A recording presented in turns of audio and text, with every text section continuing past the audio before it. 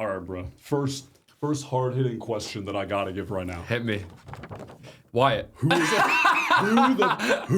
fuck is that? You know what's funny? Bro. Okay, truthfully. I thought I was kind of up. Like, I thought people might recognize my face, know my name. No, I know your name. You inspired me to work hard. I know your name. I mean? Clearly, I know. I've watched. Okay, truthfully, it was actually like a misunderstanding. You know what I mean? Like, I'm not great with the names. Like, I didn't know till yesterday that Josh was Sideshow. I didn't know. You know what I mean? Who was Josh? That's Sideshow. Who was he before that? You had no idea? No, I knew who Sideshow was. I knew who Sideshow was. Yeah. I knew the names. I heard it. You know what I mean? Like, I couldn't connect the dots sometimes with the faces. You know what I mean? Yes. But it was honestly just a true mistake. I knew you're Wyatt. I knew you're Wyatt, but I just wasn't sure. Like, I didn't want to. You know what I mean? Okay, got you. And there was a lot going on. There was a lot of stimuli in that little smoothie bar area. That smoothie bar was studio. There was some cooking in there. There was some wild stuff happening.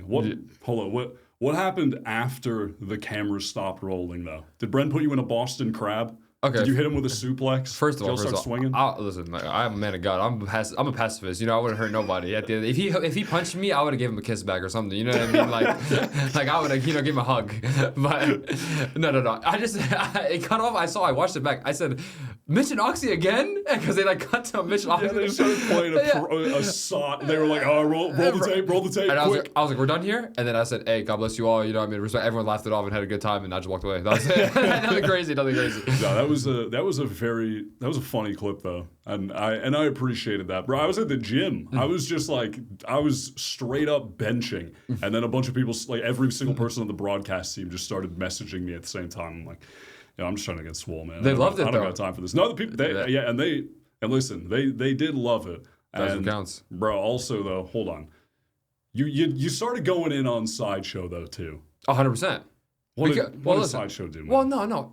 Listen, okay, the thing is there an inherent prejudice against bald people because Imy cut you? No, my dad's bald. Dad's bald. Right, it's inherent love, if anything. Okay, well, what did he do? Well, no, I'll tell you. So, my mom sends me all the clips. Like, anything, my mom, VLR, Reddit, everything. She watches Plat Chat? Yeah, she watches every episode. Oh my God. She watches every episode, and she tells me everything.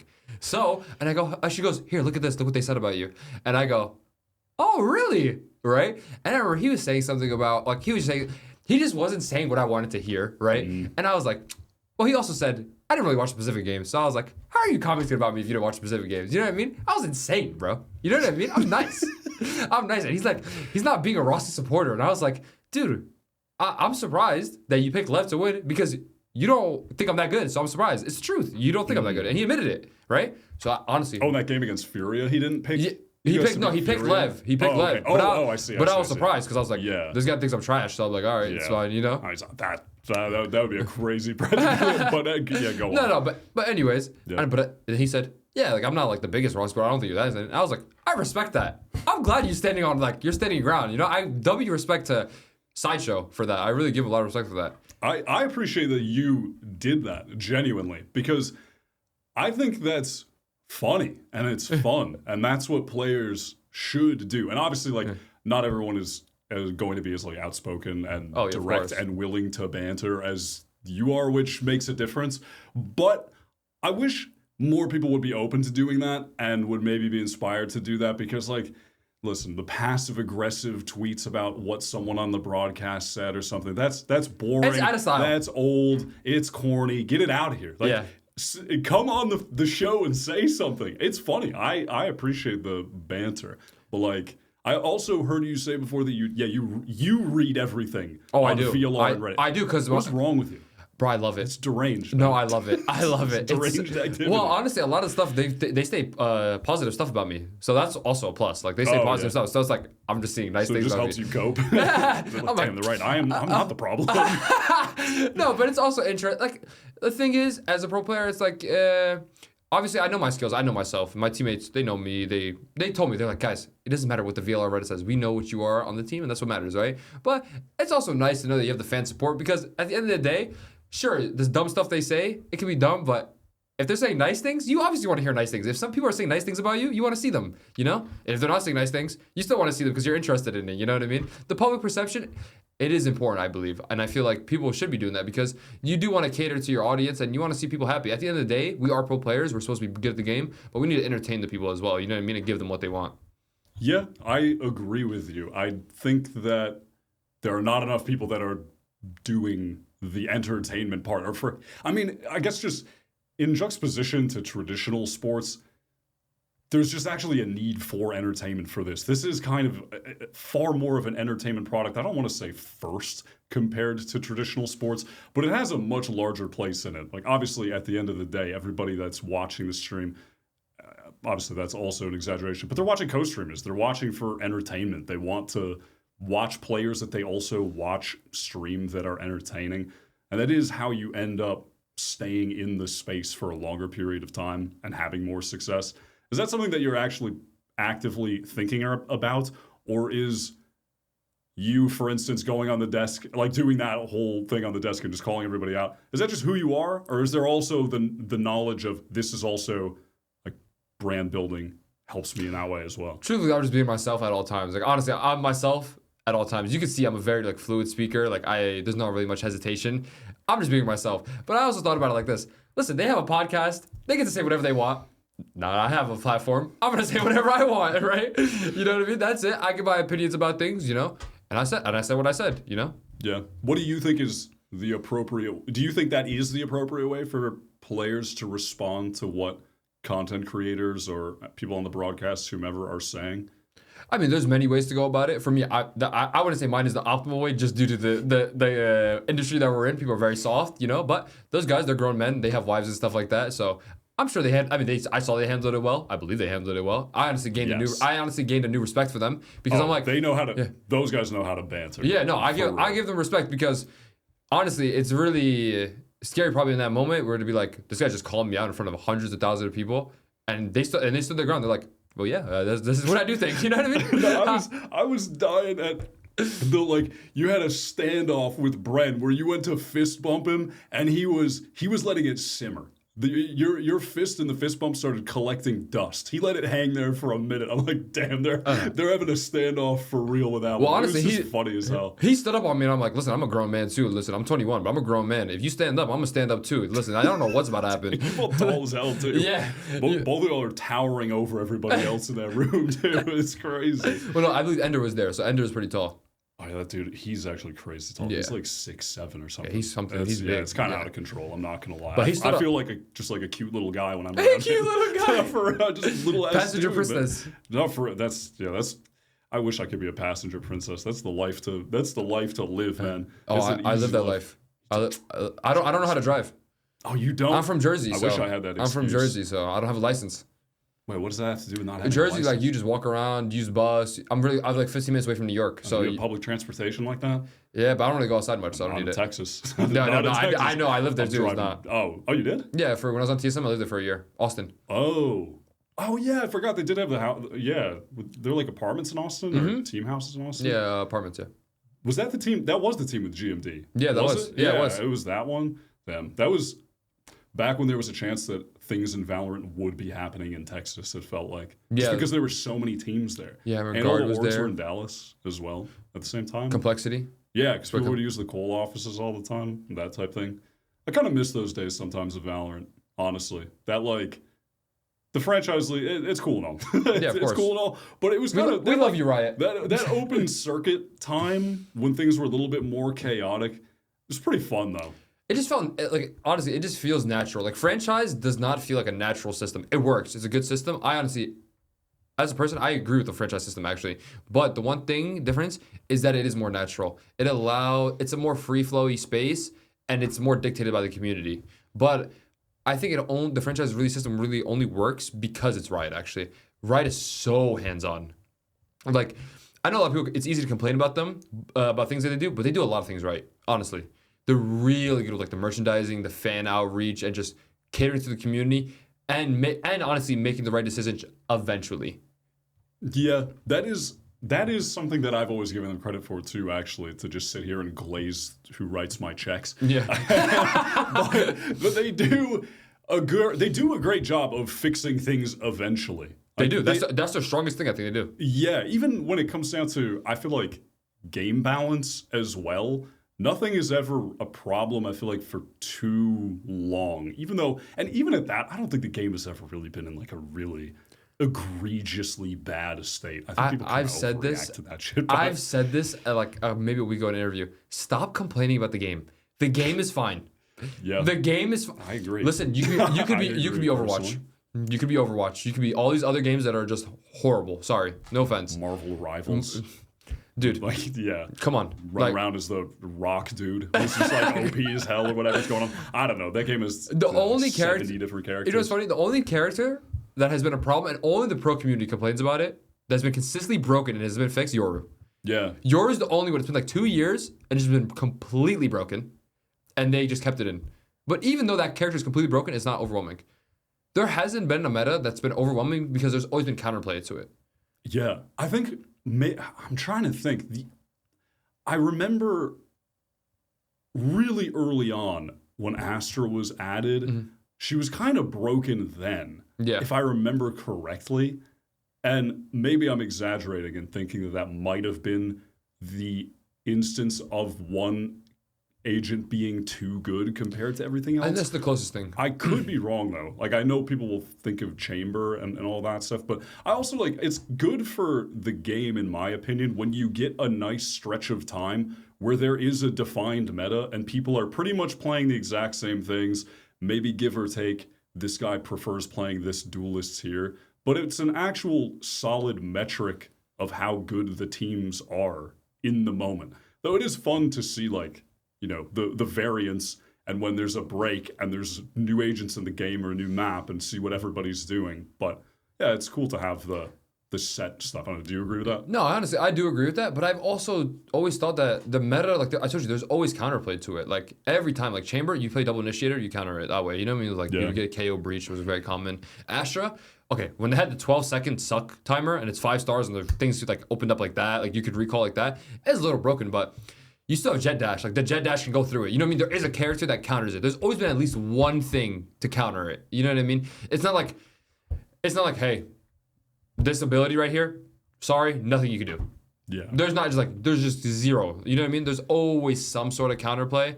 Obviously, honestly, the closest thing that has just been completely broken was ISO. ISO on released, when this guy had shield, and everyone was just terrified because he could just pop the shield again. That I was trying to like, wait, ISO? Yeah, I forgot because also, I mean, yeah, they did fix that really quick. They changed that fast as hell. Yeah, they realized that was insane. Yeah, but it never reached pro player for like 1 week, and it still wasn't that broken because it's not a space-making duelist. You know what I mean? There was still there's still issues with it. You know what I mean? But that was pretty broken. I can't lie. Yeah, that was pretty tough. I do want to hold on. Let me pull up a clip here. I want you to evaluate my analytical abilities here. Let's hear this. Let me pull this up. This is all right. This is before stage 1 was starting. This is day 1 of the broadcast, the pre-show for day 1 of stage 1. We were like predicting the groups basically, right? And so I was predicting the group that you guys are in. This is what I ran with. Can I make sideways? I think it's a vertical video. Okay, I got it. Yeah. 6, don't need it. Don't need it. We're fine. This is where we get spicy. Lev first. Yeah? I knew it. G2 second, stay mad. Bro, cut the tape already. I'm mad, bro. This is me not trolling, by the way. Things get crazy. NRG, they're going to be in 3rd, but hold up. They're going to be, where are they?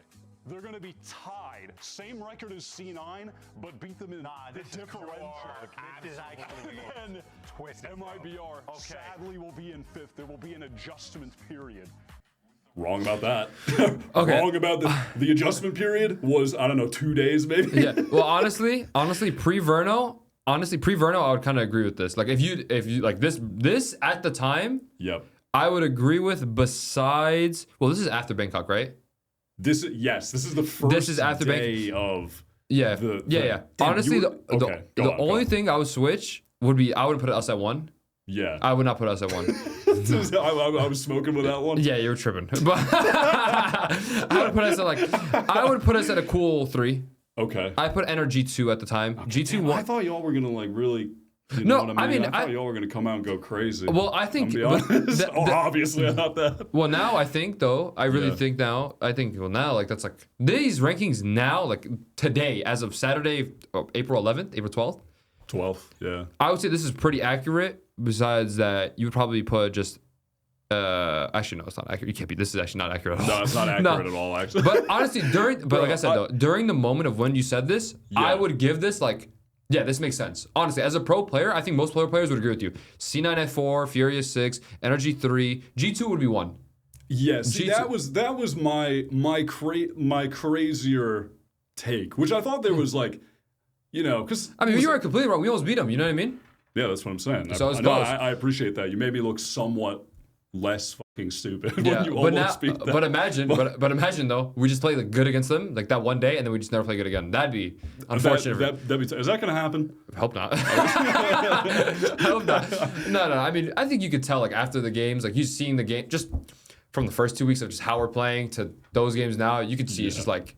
I said this in if you took off the nameplates and you watched the first week of Leviatan and then the fourth week of Leviatan, you'd be like, okay, like that's not this is not Leviatan in the same way. Like you would think that first week is Leviatan, fourth week is that someone else, not Leviatan. Yeah, no, I mean, yeah, that game. I mean, I think I'm about to say what you just said in the exact opposite motherfucking way, which is that, yeah, that's like, if you saw the score of that Lev G2 game, but yeah, like just saw the rosters on paper, you'd be like, yeah, of course, that was a close, great, Makes sense. competitive affair between two banger teams match, yeah. full of top North American players. Makes sense. But yeah, in the moment, it kind of felt like it was making somewhat, or not making sense, but it was like, oh, finally, these guys are playing well. But that was, so my thought was, like, I was hoping that there would be some kind of like honeymoon period run of you getting in the team, you go crazy, you go up against G2, and that's not to say like, you know, I'm immediately saying like these guys are definitively better than G2, but if you're in that honeymoon period going on a good run, do you have the talent to beat G2 in a match? Yes. So I'm like, I think they could finish first in the group. I think it's possible. And then you guys played, I think, like game 2. And like immediately lost. I was like, oh, well, it's tough to put that take out on day 1. These guys lost straight away. Yeah. But I didn't think it was the most egregious. But yeah, I appreciate you bringing it back a little bit against G2, just for my sake. Even It's not about how you start, it's about how you finish. You know what I mean? Yeah. And usually, historically, we've all seen teams that have honeymoon phases never win anything, and teams that start off horrible. Almost every year, it's always like this. Honestly, EDG last year, they were bombing out of internationals. They were dominating their region, but they were doing terrible. They were honestly horrible. Then they won. You know, EG, prime example. I have 2 of the EG players from that year on that team. You know, so they know what it's about. And it's funny because last year Leviatan, because I mean I kept up with all the games, even when I was in Pacific. Leviatan started off really rough, even when they had SBS, right? Like in the kickoff, they had a rough start. They lost the first game of the season to C9, and everyone's like, okay, like what is this? And then they just won out and they got third at champs. You know what I mean?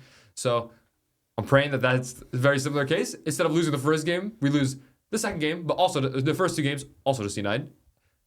And you know, after that, we win a game. We lose another one, but hopefully we get to the playoffs. Reasonable loss. Yeah, An reasonable. acceptable loss. Or did you In walk an away? acceptable fashion. Did you walk away feeling content, even though you lost? Oh no, I was happy as hell. Oh really? I was Oh, you were celebrating. more than I was content? celebrating. Damn, you were at the club popping bottles. I felt like I was at the club in my head. No, not necessarily celebrating, but we were like, okay. Because people watch the scrim scores. Honestly, everyone watched the scrim scores. We were getting dominated in scrims. I'm not gonna lie. We were losing like 20-4. Like By G2 or just in general? anyone. Like we were losing. Trust and plug? Yeah, we were losing like rankers 20-4. Like we're losing 100 Thieves. Bro 100 Spire was flanking you like that? Boostio's like my dad or something. Like he's just running us down, killing. Like I'm not gonna lie. 100 Thieves is so disrespectful against us. They play us against the scrims and Really? they're trolling you? No, we're so bad. They did troll us. I can't lie. One Ruining round. your pride? Yo, we were so bad. It was like 15-5. Yeah. You know, like on art, when you go in art on Pearl, Yeah. I mean, I don't really care about this, but the guy, like, he was Killjoy, and you know where Jet's updraft on the box at A, like from art, and you can see over the site and watch pit? Yeah. Somehow the Killjoy was there. He was like, this guy thought us we were so trash, he like just ghosted up there. What the That's crazy. We're like max disrespect. We're like plumbers compared to these guys. Damn, that's rough. Dude, this has got my energy back up. Because I got to say, Game 2 of Furious C9 casting that got my energy way down. That did not put me in the right mental space to do an interview. It was a catastrophe almost. That was tough. One of the people at Riot said after, like, your disposition for that entire cast was like you were a disappointed father. And I was like, I mean, yeah, I kind of get it. That was a disappointing game to watch. Those are the hardest games to cast. It's not even close. Dude, I don't know what you do. It's not even close. I don't know what to do. I don't know what I'm doing. I'm doing it. I'm like, dude, I mean, you can't go that hard on them, but also, you know, you want to like reasonably hype up the team that are winning, because obviously they're doing things right, but to have a 13-1 occur, the other team are obviously doing a lot wrong. That's a lot. Yeah, a lot. You can't.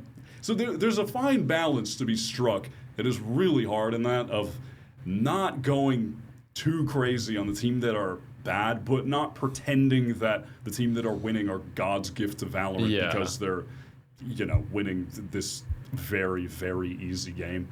But I had this conversation, or this question rather, in an episode that I did recently with Golden Boy.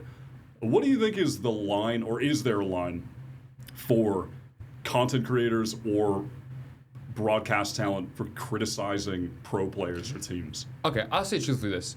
I think you can always tell when you hear someone speak. Let's just be honest. You can hear someone speak and you're like, that guy knows what he's talking about. Right away. Almost, for example, the reason why people like Sean Garris is because every time this guy speaks, it makes sense. Yeah. Maybe it's not right. Maybe it's not right. But you can see the logical thinking. And the thing is, there's a lot of times where I feel like people will say things, casters, content creators will just say things, and then there's like literal stats or like numbers or facts to be like, what they're saying is completely wrong, and then just say it anyway. You know what I mean? And it's like, okay, why am I listening to this guy? Why do I trust this guy? Like for me personally, I almost never watch the game with the sound on, because I could not care less what the casters say, truthfully, right? But there are some casters where I'll hear like, actually, they're good at what they do, so I want to hear it. You know what I mean? Or like, they're good for entertaining reasons, or they're good for analytical reasons. I feel like people need to be okay with not knowing everything, like understanding like, hey, this is my specialty, I'm really good at this, or, oh, I'm not good at this, let me improve on that. Right? You follow what I'm saying? I think you can say whatever you want. Do whatever goes with your flow. You know what I mean? If you're really trying to hype it up and be very vocal when it comes to that, great. If you're trying to be an analytical guy, be great. But at least whatever you're trying to be, do it good. That's it. Got you. So essentially, as long as, or to some extent, as long as you have a direct mission of what you're attempting to do, but also have a certain knowledge level of the game, that's a requisite as well. Of course. And if you have that, like if Sean said something hypercritical, the response should be like, well, you can't really be mad at that because that's Sean. It's his style. That's his coach. He like clearly experienced, et cetera, et cetera. Of course, that's just really what it is. But also, I feel like people don't really understand, like casters or entertainers and content creators in general, and even pro players. They don't really understand the power they hold within the space. Like, for example, like if I don't know who's okay, let's say Aspas says something. If Aspas says something, his power of his words is very strong because he's the #1 player, he's the best player in the world, and people have a lot of respect for him, right? So you have to understand that what you're saying, and the platform that you're saying on is a big effect. It affects the fans. It affects people's thinking of things. Your power, what you say holds a lot of power. Casters especially, you know what I mean, and analysts and all these things. And I think people really don't realize that sometimes, actually. You know what I mean? It's like, okay, maybe this person is horrible, right? One of the worst people ever, right? And like what they do, they're really bad. Like the player's really bad. They made a big mistake, but it's like, wow, that guy is terrible. Or should I go, honestly, the decision making that he has is really bad. You can say that, right? Both are bad to say, but one's obviously different. You know how you say it. Or it's like, if there's a player where it's like, or if people just like making guesses, you know what I mean? I remember there was some controversies before with some casters. They said like, oh, I think it was Dryad. I think I saw, and I honestly forgive what she said. Like I get it, but she was like, oh, I saw the 100 of these guys. They don't like each other. You know what I mean? And she said that without like knowing 100%. You know what I mean? It's like she saw like a small part of it, or maybe for like 10 minutes, and it was like. She got a lot of hate for it, and I felt bad for her because she just thought that's something she saw, and it's good. It's good to say because it's like, oh, that's an interesting thing. People might not know that, but that's what I mean. Like, you have to be very careful because if that isn't 100% true, or if it is true, people are still gonna feel some type of way about it. Yeah, honestly, that's a great example of it going both ways. Yeah. Because if I remember correctly, damn, I wish I could remember exactly what you said, because I think it was phrased in a more speculative way than I think how you just phrased it. She wasn't saying like this is the truth. She was just like, I've seen this and I wasn't sure. Like maybe there's some issues. It was like very speculative, and then like Boostio and some of them went way too crazy on it being like a massive issue that it just was not. And then she kind of like alpha move immediately the next day requested Boostio for an interview on the broadcast. Wow, the next this day, actually happened? Yes. Wow. Which was actually good for her. Which was a cool ass move. Fight back. I'm not gonna lie. Get him, Dryad. Get him. Honestly, that's what you would do. I'm not gonna lie. That's your method if you were in that situation. I've noticed that short people. I mean, Dryad's really tall, obviously. I was gonna say what you. Short people are like every short person I've dealt with. They have a lot of. I always say they have a lot of fire in their soul. That she's got some passion in her. You know what I mean? Like she's not messing around. Nah, bro. I mean, shit, same with Boostio. Same with Boostio. Yeah, same thing. She doesn't need that apple box when she's not at all. Not at all. But no, I mean that was a bold move that I respected. But like, have you been in a situation where you're on a team where you have players that are caring way too much about what people are saying about them, or content creators are saying, what the community is saying, etc.? Have you been in a situation as an IGL where you've had to give them advice on what to do in that situation because it's affecting them in game? Okay, everyone says they're not affected by it, but let's just be honest. It's a lot of BS. Let's just be honest. Every pro player says, "Yeah, I read it, but I don't care." Why are you reading it then? Yeah. You care, bro. I care. I say it, I care. You know what I mean? But do I care to the extent where it's going to make me question my whole life and my confidence levels? No, it will not. That's not going to happen for me. But for a lot of players, it will. And imposter syndrome is very easy to get in this thing. Because it's like, you have one bad series. Like, bro, you have one bad series, everyone thinks you're like, washed, that's it. You know what I mean? Yeah. It's like, you lose 2 games, and it's over. Like, think about how many times things have happened within the season, and the end of the season is just completely different from what they started. Like, I'll never forget, I think it was first year of franchising, Furia. Khalil was playing on Pearl, and I remember he was the first series they ever played. Everyone was like, Furia's the best team, Khalil's the best player in the world. Yeah, he looked like the GOAT. He actually looked like prime LeBron. Yeah, literally. Literally insane, dude. Dunking on everyone, right? I'll never forget it, right? And everyone's like, yo, Furia's the best team in NA. Like, they're so good. The Brazilians got it again. Like, Furia loud. Everyone's thinking this crazy thing. NRG, they came back from lock-in. Nothing else happened after that. Yeah, no, they went on like a 3-week run, and then they cooled off for 3 years. Try not to overreact challenge in this. You know what I mean? So I get why people, but no, I have not. The answer to answer your question, no, I have not had to be able to calm people down. But I do bring I do keep people in reality. I'm very, very I'm very straightforward and honest, truthfully. Yeah. And I remember after the game yesterday, I think most people would be like, we lost a lot of thrifties, a lot of individual mistakes. That's like the breakdown of the game. I'll tell you, that's the truth. We lost because of individual mistakes and losing ecos, straight up. That's the reason we lost. We should have 2-0'd, as you know.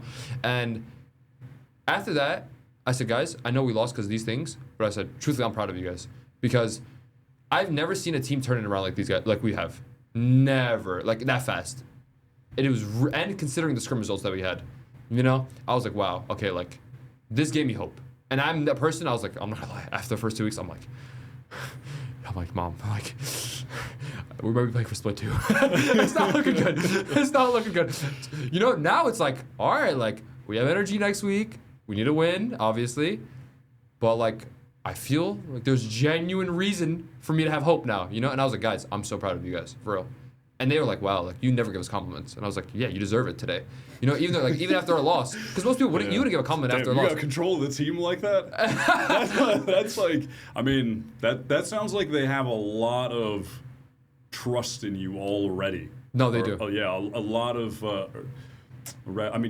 along with having a lot of trust in you, but also definitely put a lot of credence in what you have to say. Yeah. Then if they're taking a compliment like that with so much weight after what is week 4? Yeah. You played a match. Well, I also never give a compliment. Like I'm always like, guys, you gotta do this Is that the better. first You know? time? Yeah. Like I think it's maybe the first time I give him a Damn, compliment. you haven't said like, oh, Tex, nice shot. Oh no, those like small things. But I said, guys, I'm genuinely proud of you. I said, yo, Yeah. like for everyone for the step up they made, you know, I believe it. If you do something good, give you a compliment. If you do something bad, all right, let's fix it. You know what I mean? It's simple as that. And I know I was reading VLR again. People were like, oh, I see why Rossy's like they didn't like him on C9. He's so passive aggressive because they hear me say like I remember one of the rounds after like it was Lotus pistol. I said, Ian, thank you so much for staying alive for once, bro. Like on the pistol round because he won the round, you know. And it's like I'm not saying that like they know how I am. They know I don't mean that as in like, yo, I'm a fucking piece of shit. Where I'm not like I hate you, bro.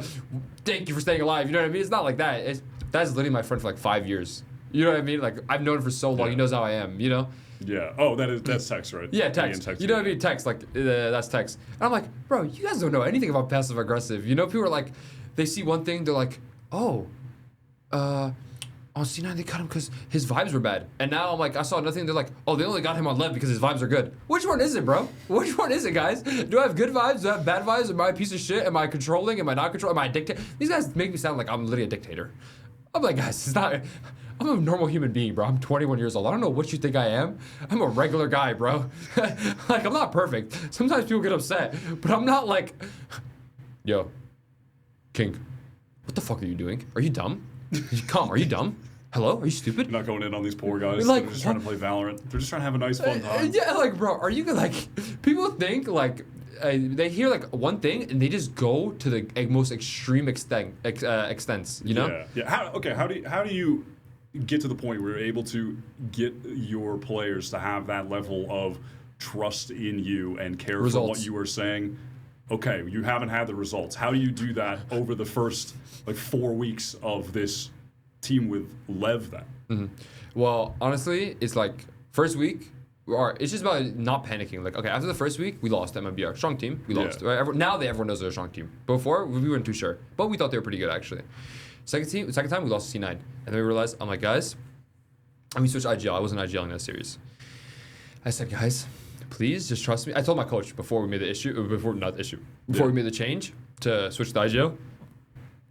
I said, coach, trust me.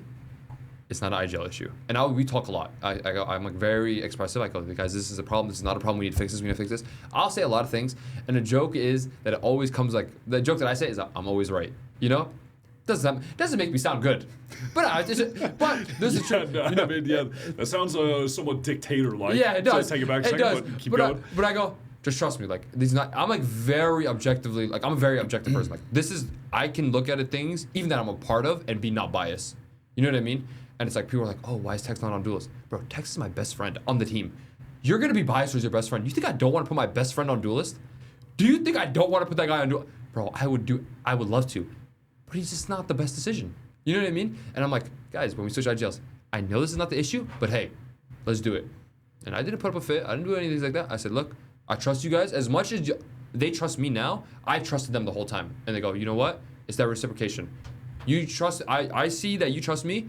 Now I have no reason to trust you. And especially because the things that I said, the changes that we made, and I said it in my interview. I said after week 2, I said, the team gave me full trust. I said, guys, just trust me. I know what I need to do. I know what fixes we need to make. I said, obviously with the help of the coaching staff, because we need to be on the same page. And then now, first 2 weeks compared to these last 2 weeks, much different story. You know what I mean? And that's the results I'm talking about. They're like, okay, we see the progression. We see we're good now. Like we have, not that we're officially good, but we have the potential and we've shown that we can be good in a match environment. Right. Got you. Right now, what do you think are the most important qualities that an IGL needs to have to succeed at Tier 1 Valorant? I think it's different for the teams, certain teams. I think experienced, if you're in an IGL for an experienced team or not experienced team, I think that matters a lot. I think it matters about what your coaching staff is looking like, what your system is. I think the most overall important thing is understanding what your players need. Because as much as they need me, I need them, right? And it's like, okay, this player here, I have player A. Player A, he's a very passive player. Let's just say in-game wise. You can always fix the in-game stuff, but it's more about the out-of-game stuff. Hey, that guy, he is a little sensitive. I need to say things a very specific way to him, and he understands things when I say it like this. Understanding your player and how to get the things that you need from them in the way that you want, but also the way they want to hear it.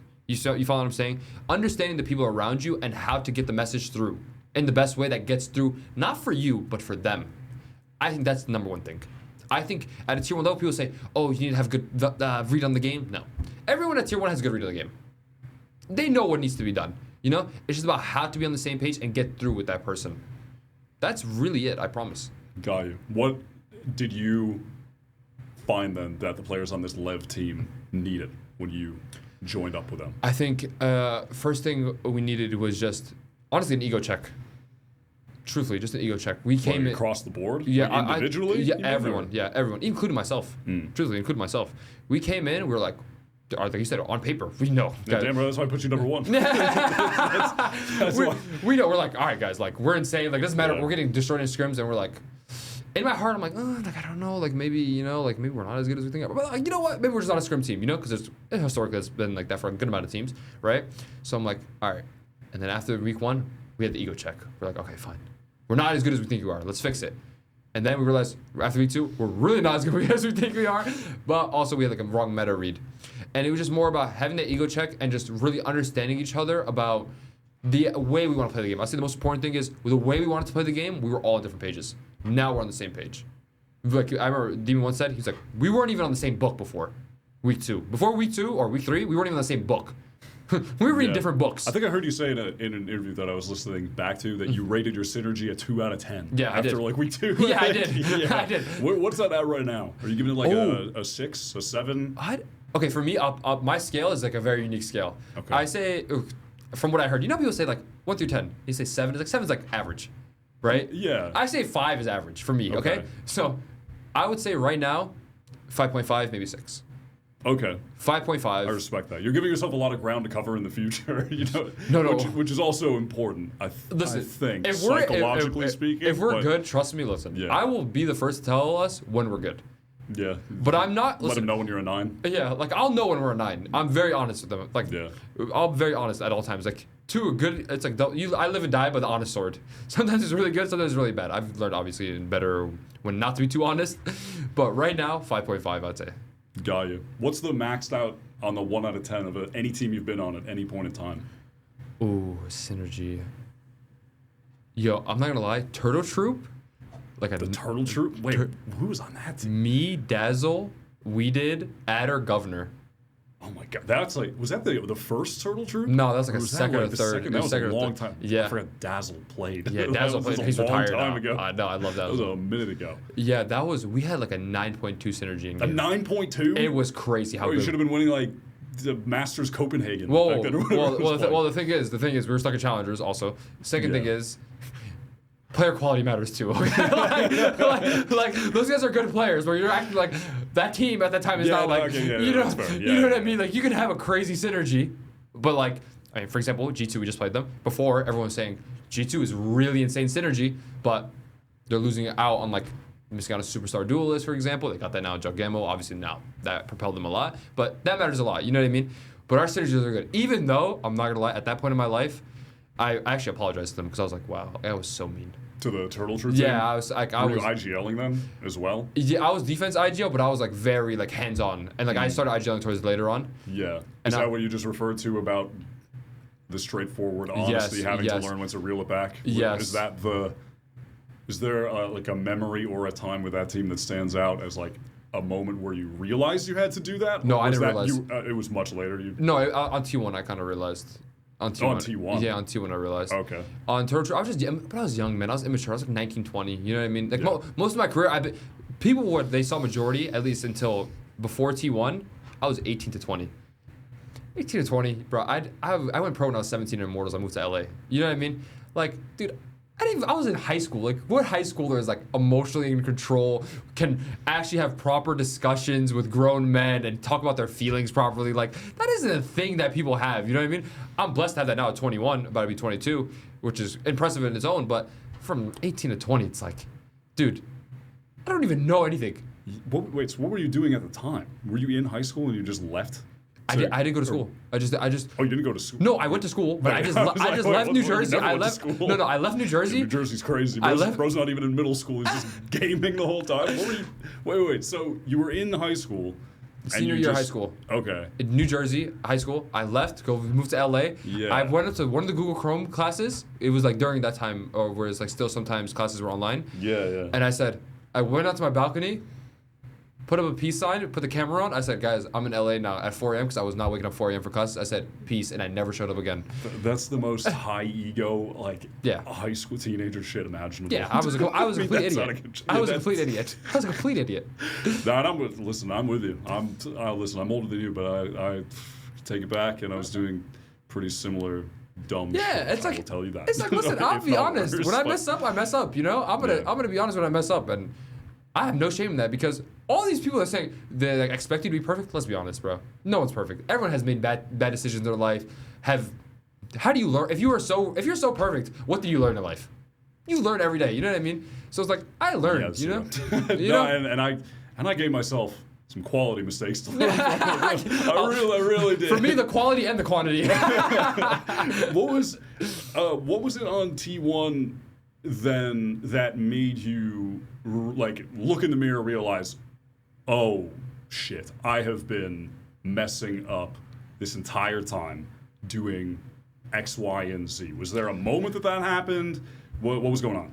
Well, the moment I realized was actually after TSM, or a little bit during Third Troop. I was on antidepressants for a really long time, for like when I was 18 to 19, because I went pro and I was like, this is my dream, like this is what I want. And I was like, expecting to make me so happy, and I'm like, I don't feel happy. I'm getting the money, you get attention, you know what I mean? Like all these, that didn't make me happy, and it just like depressed me because I was like, wow, like I didn't think this is what it would be.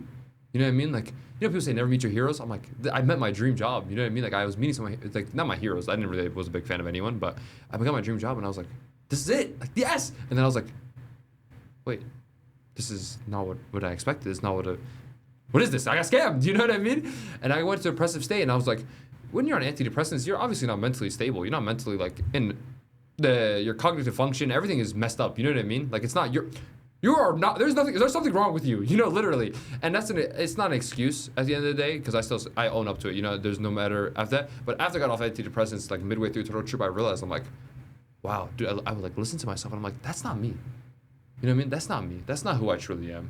You know. And I think people can see that now, like the evolution and growth that I've had, even just like how I speak and all these things like that. And after that, but on Total Troop, I still continued that just a little bit because I was just mad about some things. Like, for example, player A would come to practice like would be up playing TFT till 5 a.m., coming to practice late. I'm like, man, are you fucking serious? Like, dude, can you like I know we're not signed. So shouldn't you actually be working harder so we can get signed? You know what I mean? And I was pissed. I was like, dude, what the fuck is that about? And then I would give criticism to player B, and player B would just stop talking in a scrim. And I'd be like, fuck, man, like, why are they doing this? But I was also a big fucking baby, and I would get angry. And I would be like, you know, act like a child, because I was a child and still am. But, you know, it wasn't like they were just doing issues. I had my own issues too. And it was just like, I was like, why are they perfect? But I'm perfect. I'm like, no, I'm not perfect. You know what I mean? I realized I'm not perfect. And you just kind of realize, like, dude, you're insufferable, dude. Like, just wake up. You know what I mean? Like, people are going to have issues. Yeah, they're going to be doing stupid things, but you can't control everyone. You know what I mean? And that's what I learned. I'm like, you just got to do it in a different way and find a way. Is realizing that and moving past it on, I'm assuming for them, like most of the T1 time or like the second half of that or however long, why you've been able to, at least in my opinion, get to a totally different level in your play? 100%. Because I don't think prior to that, like, the time where I started paying closer attention and noticing that you were playing extremely well was when you guys were at Shanghai. Yeah. Like when you were playing against G2. And then from there on, it just felt like you were someone to pay attention I was a good player, yeah. Do you feel like that is actually just correlation equals causation? 100%. I think I've always been a skillful player. It's just my out-of-game issues were so bad that it affected my in-game issues tremendously. It's like, in a match, you have high pressure, you have some nerves and stuff like that. But now, think about that, and I had mental issues. Like, I'm on antidepressants. It's like, dude, you're in a high-pressure situation while you're mentally unstable. If you can perform well, dude, I didn't know you were God. That's what I would think you're a God, you know what I mean? And it's like, and I learned that. It's like, the way the things that you do outside the game affect you almost equally, even more in-game. I tell my teammates, I got guys, right now, skill is 10%. 90% is your mental, is about what you're eating. Are you getting good sleep? Or how's your mentality looking like? And that's one thing I really learned in Korea was like, they would clown on me sometimes, honestly, 'cause sometimes I would be like, I would have like some of that NA things like, oh, this guy just peeked like this in a scrim, like he would never do that. And I learned that. And I'm like, but what if he does do that in a match?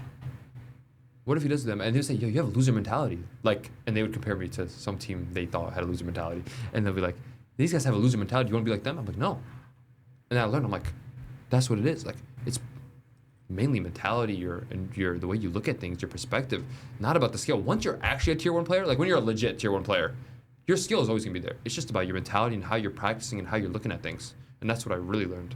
Yeah. And did you think that you learned that directly from, let me reframe that. Do you think you would have learned that if you were not playing with T1 in the context of that team, in that culture? 0 chance. Just none at all. Literally, so that was just kind of the perfect, in a way, however you would say it, blessing in disguise, something like that, that you didn't get an opportunity to play in VCT in America's least, I mean, as far as I know, or not one that was worth taking. Yeah. And you got that instead. Is that kind of your perspective? That was the only offer I got. Oh, really? That was my own. I was like, absolutely. I said, I remember before trying out, like, because it wasn't even like an offer right away. It was like a tryout first. They were like, because it was last second. Like, they were supposed to be an all Korean roster, or they were supposed to be 4 Koreans with extra. But then something happened with one of the players, and they're like, we have to make a last second change. And then I got like, someone like said, hey, try this guy out. They said, trust me, like, this guy's good. Give me a tryout. And I told my mom before going to Korea, I said, I packed 10 outfits for 10 days. 10 outfits. I said, Yama's mom in Arabic. I said, Yama, I'm going to make the team. Trust me. I will 100% make this team. I need more outfits. And then I was stuck in Korea for like 3 months with like 10 outfits. And then I was, because they said, all right, well, and I just stayed there until like Christmas. And then I left to go home for Christmas. And I came back and I got more outfits, obviously. But yeah, no, without that T1 experience, 0 chance I'd be able to compete right now. 0. 0. Yeah. Even, and without being specifically in T1 with the people that I had there, Autumn, Carpe, Wawa, all my teammates as well, even the management, Josh, all these people, without them, I would not have been able to perform as well as I did in T1. Yeah, I had heard you say in a different interview, you had said something like you've been really like blessed and fortunate to be able to play with a lot of legends of gaming generally, and like, I mean, Carpe definitely fits in that. He's like multi-game legend player. Yeah, he is. Is there like a takeaway from him, or maybe Autumn specifically, something that like comes to mind of like, damn, I never would have picked that up if it weren't for that guy? I just think the way they, like, their whole perspective and the way they look at things, like Carpe, for example, mentality. Carpe is the best teammate you'll ever have. Like, if Carpe went to any team, literally any team, in any game, he would make that team better. That's how good of a teammate he is. So learning how to be a good teammate, I learned that from him. And his mentality, I learned that from him. Autumn, I really learned like work ethic and how to talk to people and how to get through people, because he's a real leader of men. I learned that from him. And like just the work ethic and just like the whole ideology of like how Koreans look at work, just being in that environment just made me better. And I bring it here now. And that's why we are improving, because of that, honestly. Yeah. This is an aside, but I do appreciate your willingness to speak about like the mental struggles and being on antidepressants and things along those lines. Because I also relate to that. I like still am, but have been medicated for bipolar for years at this point. And that's helped me immensely. And I don't know if that is something that's spoken about a lot, because I do think that, as on an aside, that mental health problems are the reason for a lot of people getting into gaming in the first place and using it as an escape. That was certainly the case for me. And so I think that it's a conversation that needs to be had more frequently, or people need to be okay with that being the case, because at the end of the day, this is an industry, I think to some extent, has been built upon escapism, because in a lot of instances, the people that have gotten incredible at gaming are because, for one way or another, they were inside and playing games all the time. I don't know if that applies to you in any way, or if what was driving you in playing games all the time when you were starting that. But where were you at when you were just like starting to play games and then realizing like, wait, I'm actually I have a chance. Good, I can actually do this. Because I literally tried to go back, and the very first thing I could ever find you post was just a Valorant clip. So I'm like, all right, well, I got no idea, so I just got to ask. No, so, well, related to I'll go with the mental health thing first. I think just in general, people have this thing, it's just like with celebrities or just being some people with like having some sort of status. I think I'm a regular guy, but some people think, like people see me, they're like, wow, can I get an autograph? Like, it's still weird to me, you know what I mean? Like that, I'm actually like a decently like so recognizable figure. Saw me figure. at the gym. I was doing lat pull downs. I'm like, dude, why am I'm like less than you. I'm like Z tier, bottom of the barrel. Who's a regular guy, bro? Yeah, it doesn't feel. I always say that. It feels very strange. But being recognized, especially in Korea, like actually I get recognized so much. Like Koreans, like they love me, But even here, I was like getting recognized and stuff like that. It's still like, wow, like people actually like you're like kind of like a celeb. I'll put it that like celebrity, but with people that are in these type of scenes, this entertainment industry, you're just you have a presence on you. People always want to be perfect. And I really don't believe in that. I really believe just being honest to yourself. Like, hey, like, I am not great at this thing. Hey, I do have these issues. I do struggle with this. And I think mental health is really important. And that's something that people are getting more open with, being like, hey, I do have mental health issues. Like, this is affecting me, But I want people to do that more in general. Like, hey, I am going through a tough time right now. Like, it is hard. Like, I remember I saw Boaster was doing a podcast last year with Fnatic or with his girlfriend or whatever. And they were struggling. And he was like, yeah, dude, it's hard right now. Like, it's genuinely hard. Like, and not saying the whole cliche, we'll be better, guys, like these things, like, when I say that, I genuinely mean it. And I've showed that I genuinely mean it. But I just want people in our space to just be more open and genuine. I feel like that's really has lost. Like, even in content creation now, it's a lot of the content creators are just repeating the same garbage. It's like brain rot, all this skibbity, whatever people say. I'm clueless. I don't know. You know what I mean? People want authenticity. The biggest thing why people like people is because they can relate. You know what I mean? It's like one of the best content creators right now to me is Speed. Like, Speed just goes to other countries, embraces the culture, and it's like, wow, this guy's embracing my culture. I can relate to him. You know what I mean? Like, these things. He didn't start off that way. He used to be insufferable, but now it's like changed. It's just these things I want people to do, like, especially with like us with the platform and even everyone else, to be like, hey, like, this is going well, this isn't going well. People care about what's going on. You know what I mean? And not just about the good things. They want to know about the bad things. Like, I'm struggling with this. Oh, this is hard right now. Like, that should be more, And I really think that's like something that's missing right now to have a bigger connection with stopping esports as a whole from growing.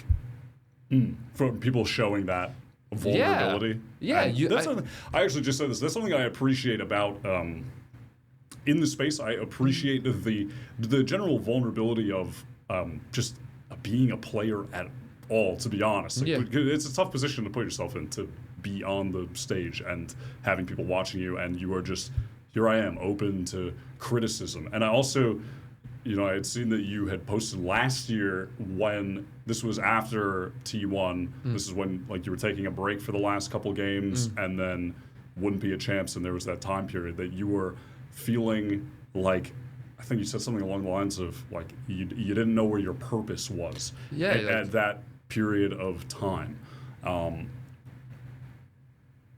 It sounds like you have committed everything to gaming at this point. Is that how you feel? Absolutely. Are you like, I am in this with no backup plan? I am fully committed. There is no turning back. I had a 2.04 GPA in high school in my last year because I didn't go. He's just like me. Listen, he's just like me for real. Like, I'm a really smart guy. Honestly, I was trash at school. No, I was amazing. Like, I never needed to study. Like, I was in all AP. I was trash. I was like sleeping through everything, gaming all day, bro. I was sleeping through everything, gaming 24/7.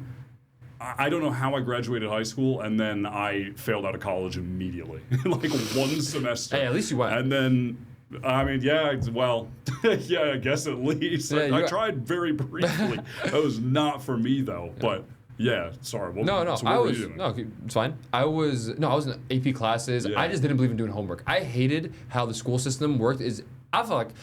I was like, man, like, I already know this knowledge, this information. Like, why can't I just skip a grade? You know what I mean? Like, I didn't understand. Like, it didn't click with me that the school system works this way. You know what I mean? I didn't like that. And I was just, like, resentful towards that. But, yeah, I was in AP classes. Like, I was really good at taking tests. Like, I never needed to study. I was really gifted. I was going to be a lawyer.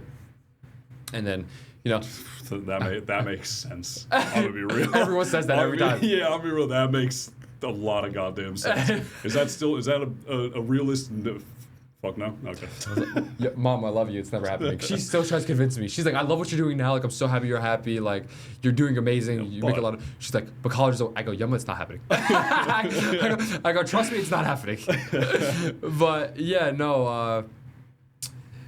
Sorry, what was the question again? Oh, just on you being 100% there is no. Oh yeah, there's no backup This plan. is Yeah, just there's no backup where plan. you're And at. I remember back to what you were saying about how did I start for me, and how it started was I was 14. I did MMA for like 8 years, and I had a really bad knee injury, and I was in immobilizer for like 6 to 9 months.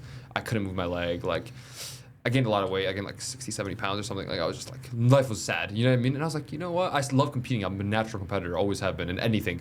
And I was like, you know, I'm going to play Counter-Strike. I see Counter-Strike. I'm like, and I try to convince my dad because I have immigrant parents, you know? And I was like, look, like there's like economy in the game. So it's like I'm learning about it. I was like, There ain't no way. because he was not paying like $15 for Counter-Strike. Like, he just was not. I said, please. And then I played it, and I was like, Yumma, I'm not being a lawyer anymore.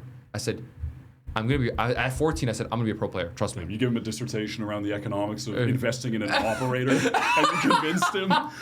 That's a wild maneuver. I tried everything. Trust me, I tried everything. Like, you know, God bless my dad because he really believed in me. I don't know why he did. He has no reason to believe. My dad's, you know, I'm half Palestinian, half Ukrainian. My dad's Palestinian, you know. And coming from a guy that lived in Palestine and, you know, comes from that background, there's no reason he should think, yeah, my son's going to be a professional video game player. You know what I mean? He believed in it. I don't know why. He should not. You know what I mean? And my mom that's the only thing me and my mom disagreed upon. And I said at 14, I said, hey, Yumma, look, we're going to make a deal. Because she kept taking my computer away. Because I got to be upset. Because I would like start fighting in school sometimes. Like I was just angry. And yeah. And I would get like disciplined and stuff like that. And they would take away my computer. And I said, Yumma, listen, don't take away my computer anymore. I'm going to go pro before 18. I said, if I don't go pro before the end of high school, you can take away my computer. I'll never try it again. And then I went pro at 17, and I said, I told you so. And I tell her that every day. Damn. Now, and she's still trying to get you to go back to the law school. No. In the future. She just goes, Potentially. whenever there's something wrong happens, she goes, you know, college is always there. I go, yeah. She said that after the C9 defense half? Did she send you a text? I think so. No, my mom is my best friend. Honestly, I talk to her every day. At least text every day. Like, you know, even in Korea, I try to call her almost every day. Even though the time zone is very tough, but I text her all the time. Try to call her. I mean, my mom's actually like my best friend. You know, she had me when she was young. You know, she's only 43, 44. I'm about to turn 22. You know, so we're very close knit relationship. But yeah, she's the best, honestly. But yeah, no law school, not happening. So, I mean, if you don't mind me asking, so what was like life like then growing up? Because yeah, you're from Jersey. What was life like growing up then, and how did that influence you, like, with what you just said about like you were angry at the time and when you started gaming? Do you have experiences from then that you can look at and be like, damn, that has influenced me in being, especially like this very straightforward speaking person that you are? Yeah, honestly, being from everyone knows East Coast is very, you know, people, New Yorkers, like people from New Jersey, they're very straightforward people. You know, they're intense people. Yeah. But I grew up in not a really great neighborhood. You know, like pretty rough neighborhood, I'd say. And you know, with my family and the Middle Eastern family, like that, growing up in that environment. Even though my mom is half Ukrainian, we grew up only in the Middle Eastern like culture and all these things like that. And it gave me an outlook of being having a good perspective always. Like understanding how to see things from people's point of view. I've always had that skill because I was around people from so many different cultures, and it's, especially when cultures are like mixed upon, it's so easy to clash and people have issues with each other, you know what I mean? And yeah, it's just how it is, you know, and being around mainly people that were immigrants, that immigrant mindset, you know, that really hard-working mindset. And that's the things that I believe in right now, even until now, you know, I'm very hard working. I got that from that environment and from my parents, you know what I mean? And really respect, big thing on respect for like the older generation and stuff like that. And just being grateful, and honestly in general, just being really grateful for what the position that you're in, you know? Because the position that we're in, that so many people, even better than us, even better than me right now, can be. You know, there's players that are tier 2, even tier 3, tier 4 ranked players that are probably better than me right now. But I was chosen to be in this opportunity, you know? And just being from there, it just really turned me into the person I am today. I mean, one of the very atypical sports questions that is always going to be asked is like AD, you're going up against the Lakers tonight. Are you going to play with some extra passion? And I think you've been asked that 26,000 times when you've played against Cloud9. And the same thing for every time I see Imi have to answer that question, it looks like he wants to grab the camera and throw it out the room. My question is, and I even listened to you answer that, and you're like, dude, it's just another game. It's another game. It's another match. What actually is driving you and inspiring you to play that hard every time? Honestly, for me, it's myself. I want to prove to myself what I can do. And I've been a person that it's almost like kind of like a perfectionist. It's just good is never enough for me. Great is never enough for me. Like, it has to be perfect. And I know perfect is impossible. It is. But I truly think, I'm like, what if you could be that one person to do the perfect thing, you know? That's why I did IGLing, because I'm like, okay, IGLs are notoriously not good for fragging, but I'm like, I can do it. I think I can do it. I can be the fragging IGL, you know? And I did show it, you know? And I want to continue to show it. And I just want to do things that I want to prove things to myself that I know I can do. I want to do everything and anything. You know what I mean? I think I just want to see how much I can handle. How much can I really do? You know what I mean? How much responsibility can I take on and do that? What is my level? I want to push myself every day. I don't want, it's about the team. Yes, you want to win. You want to do all these things. But how hard can I push myself, and how much value can I bring to one team by myself? You know what I mean? That's what I want to be. You know what I mean? I want to be. People say, "Oh, I want to win champs." For me, actually, I don't care about winning champs. I don't. It's really probably odd to say. I want to be recognized as I watch basketball, honestly. I used to, and do you know who Robert Horry is? Mm-hmm. You know, Robert Horry has 7 championships, right? Most people wouldn't know who Robert Horry is. People know who Chris Paul is. You know, a lot of people know who Chris Paul. Yeah, everybody does. You know, and how many championship rings does he have? He's struggling. Yeah, he's struggling. It's not looking good right now. I'll be honest. Yeah, not looking good. 0. Yeah. You know.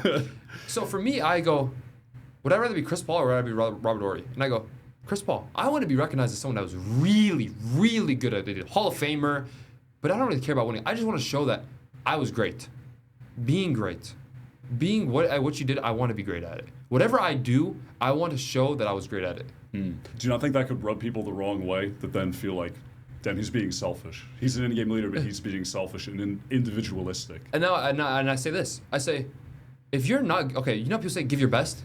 I'm giving my best. I'm giving more than my best. So if people say, oh, if you do what's best for the team, I truly believe if you're doing what's best for yourself, you're doing what's best for your team. Because if you're pushing yourself every day, improving, you know what I mean? Because indirectly, if you are focused on yourself, you're actually improving the team, because you're probably working on something like, for example, I was working on how to communicate better. Oh, I'm working on it's for myself, but if I learn how to communicate better, my teammates have an easier way to understand, and they can have better comms, and they can see the game better. Oh, if I become a better IGL and I become better tactically, well, the game becomes easier for all my teammates, and they look better. So it's like, but if you do good for yourself, it's not only for yourself, you're still affecting the team. Because now, you could say, so I'm trying to do things that are selfish in a good way. Not saying, oh, I want to get all the kills, I want to run around and get eco frags and be useless. No, that's not what I'm saying. I'm saying I want to go in every day. I want to be the best teammate. I want to be the best fragger. I want to be the best IGL. I want to be the best at everything. That's what I mean. Not this egotistical thing of, oh, I have the most kills, so you have to listen to me. No, it's not that. I want to go in and I want to be the best communicator. I want to have the best crosshair placement. I want to have the best utility. I want to be the best at everything. And that's what you, as a competitor, you should be doing for your team. Why would I not want players that want to be the best at everything? Even though it's a competition between your team and the others, it's a competition between you and your teammates. You should be competing against each other. You should be striving to push each other in a better way. Why is that a bad thing? You know, it's not. But people just twist these things and make it a bad way. You know, it's not. I want my teammates to train hard. Would you rather see your teammate in the gym for 4 hours a day or 8 hours a day? Of course you want to see them 8 hours. Now you say, well, why aren't they talking to me as much? They're improving. They're working, you know? That's the mentality that I think is lacking here in America. People always want to be friends and want to have good vibes. Like, dude, are you good at the job? Yes or no? All right, you're good at the job. Let's do it then. You know what I mean? Who cares if you're best friends? Who cares about these things, you know? Those things are important, but you still need to be good at what you do. I'm not saying to be a complete asshole, how people think I am. I'm not a complete asshole. I give compliments. I try to go do team events all the time. I'll never skip out on a team event. I always want to be there with my teammates and have a good connection with them outside of the game. But what's the number one most important thing? What are the results in game? Are we working hard in game? Are we playing ranked? Are we doing these things? Should be the priority, and then the rest. Not let's be friends first and let's kind of do some work. Let's work hard first. You know, work hard, play hard. I really believe in that. Are you and Tex on the same page with that? Because just referring back to you saying that's like one of your best friends that you've known for 5 years in the space. Do you have a different relationship with him during the job and when prac is over? Oh, absolutely. Absolutely. I am the least serious person I am so not serious. Like you can see in that segment, with the on the couch. I'm not serious, dude. I can't. You can ask my teammates if I said anything serious in my life, but that isn't work related. They tell you no right away. Literally, we were at barbecue and I had one of my friends with me, and I go, look, they didn't believe what I was saying. I said, guys, I asked Demon One, I asked everyone on the table. I said, guys, have I said anything that was serious? They go, no, instantly. I'm so not serious. But when it comes to work, because those are the things that are important, I'm gonna be serious. I am like two different people in it, but it's not with him. I think it's hard for me to be that two different modes because I've known him for so long. But I do my best. I still try to treat everyone equally. Yeah, definitely. What would be for 2025 an end of this year that you would feel like I'm content with that? I'm all right with that. I think continuing my prowess as an IGL and improving teams. I just want to show that I can constantly improve teams. I can improve as myself. We can improve it constantly. Like last year, I made international T1. I was content with that because the level we were at, we were like, it was rough at some moments. You know what I mean? We were going through tough times. Like it was not. We were 0-3 at one point.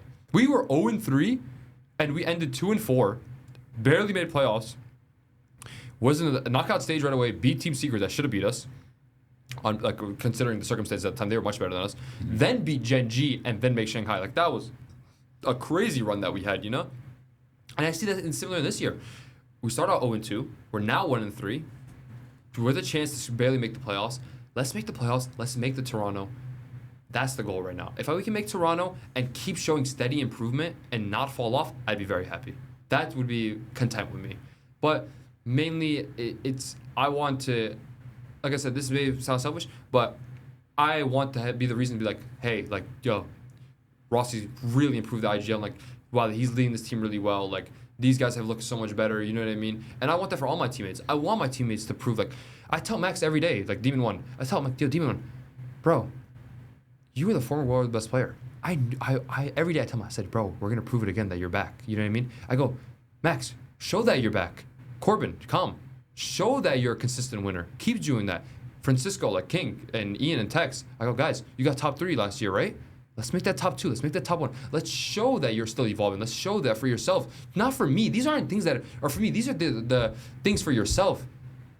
Show to everyone that, okay, this is the reason why this team is made. Prove it to yourselves. That's what I want my teammates to show. Prove it to themselves that they are improving and to everyone that they're great. I want to show that we're great, and I want to show to the world that I'm great. That's all it is. With the combination of you both not having something in mind as like a backup thing, you're just all in on this, but then also that you've had a tumultuous time being able to stay with a team long term, do you feel an additional anxiety of job security? When you go home from a loss, like in some of these first couple games this stage, do you have additional anxiety from that? Truthfully, no, because honestly, I pray to God. I'm really in touch with God. I really have strong faith in Him. For whatever happens for a reason. And after C9, when I got cut, I'll say this: I didn't expect it. Honestly, I really wouldn't expect it, at all. And because logically, you shouldn't have. You know what I mean? Logically, you shouldn't have. And whatever they may say, I'm just gonna be honest. There's no reason I should have. I was not a toxic person. I was not any of these things that whatever their claims may be. But past that, it is what it is now. It's on the past. I'm done talking about that. My point is this, though. I'm a logical person. If I see like, hey, I should be cut, okay, I should be cut. I don't think like that.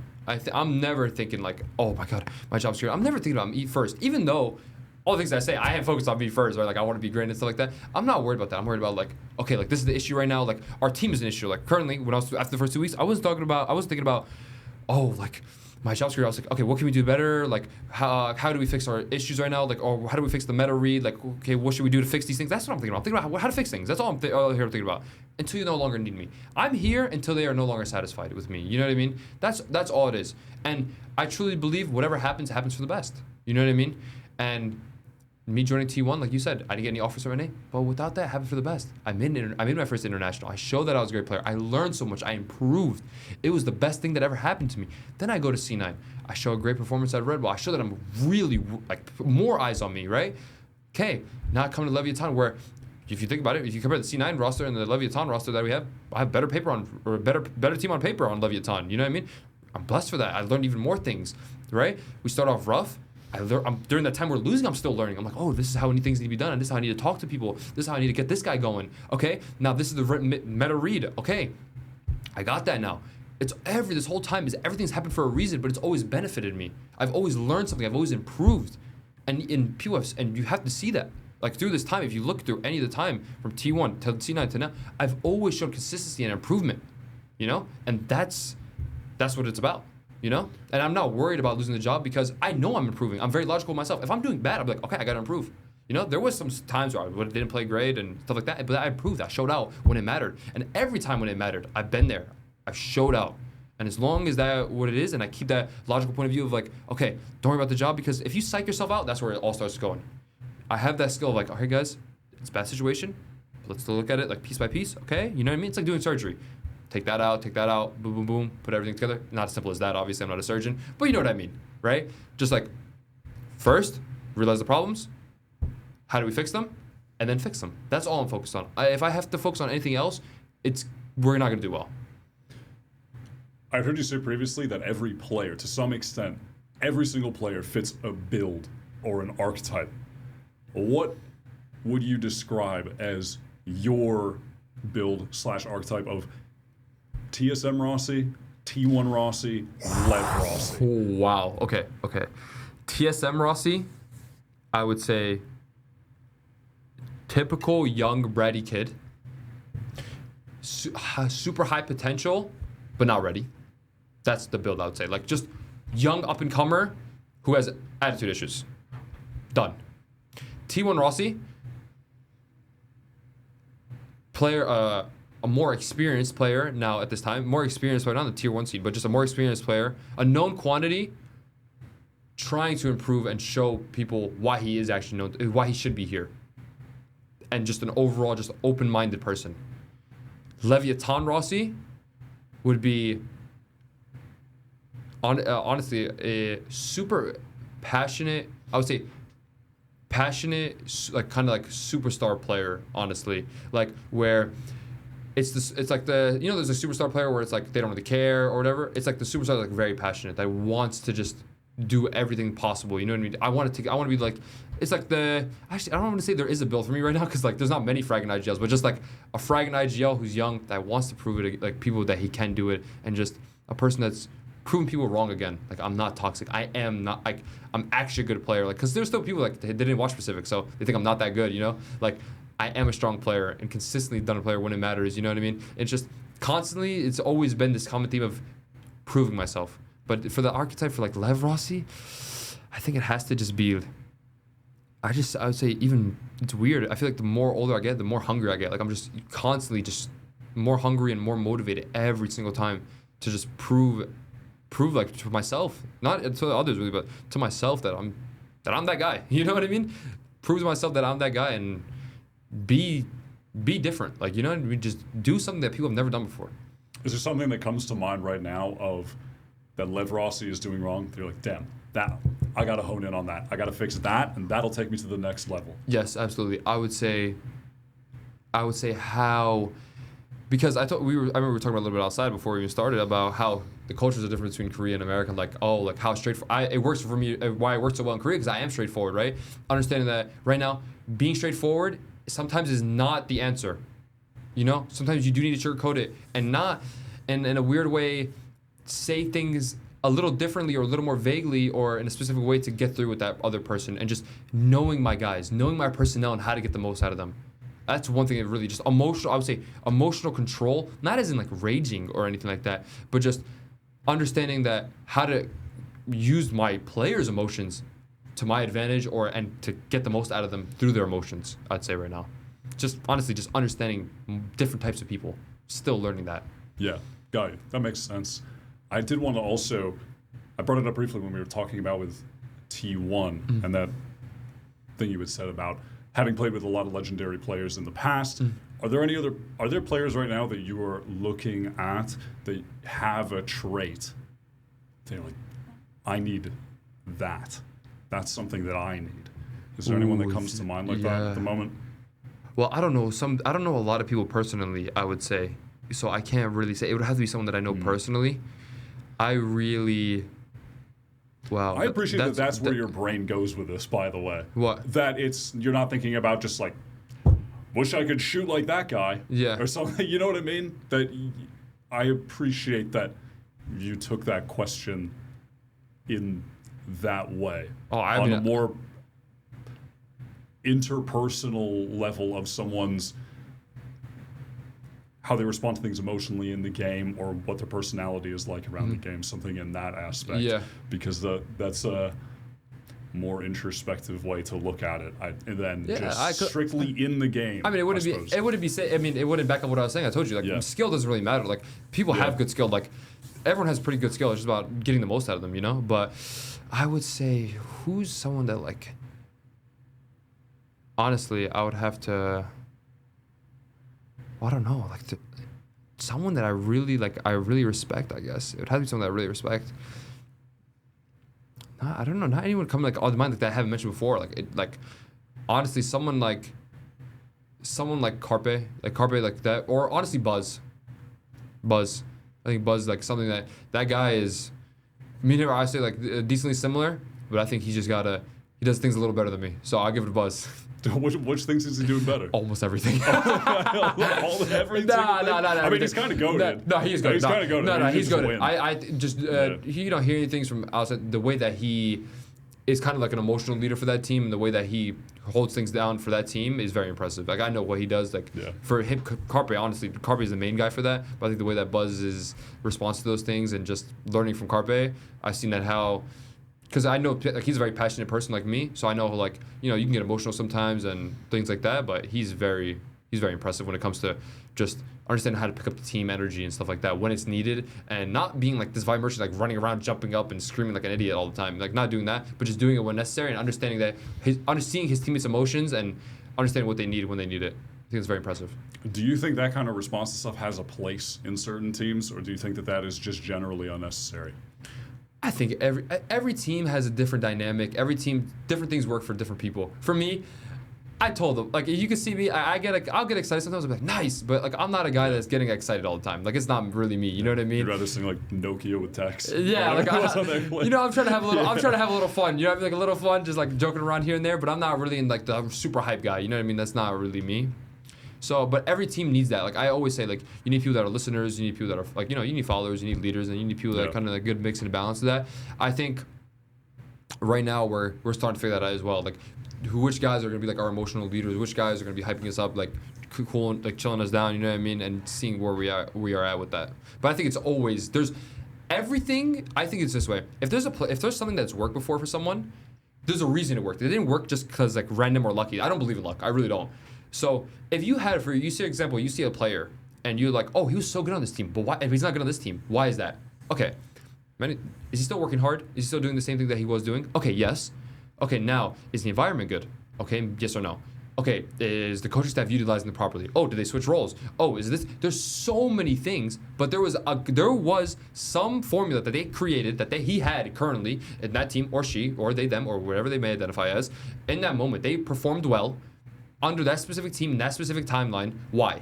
Understanding that, right? Why do they have that? Like, why do they do good? And I think people just like say, oh, this guy's washed, but like, and they say these things because they do bad, but there was a formula that happened. You just understanding and realizing what formula it had and just maximizing that and trying to repeat that as much as possible. After spending so much time at T1, what was the feeling when you watched them win Masters? I am not a person that gets happy. I'm not a very happy person, honestly. Even now, like, I'm not a very, like, I'm happy. Like, I'm just like level. I'm pretty level most of the time. Yeah. I genuinely was happy for them.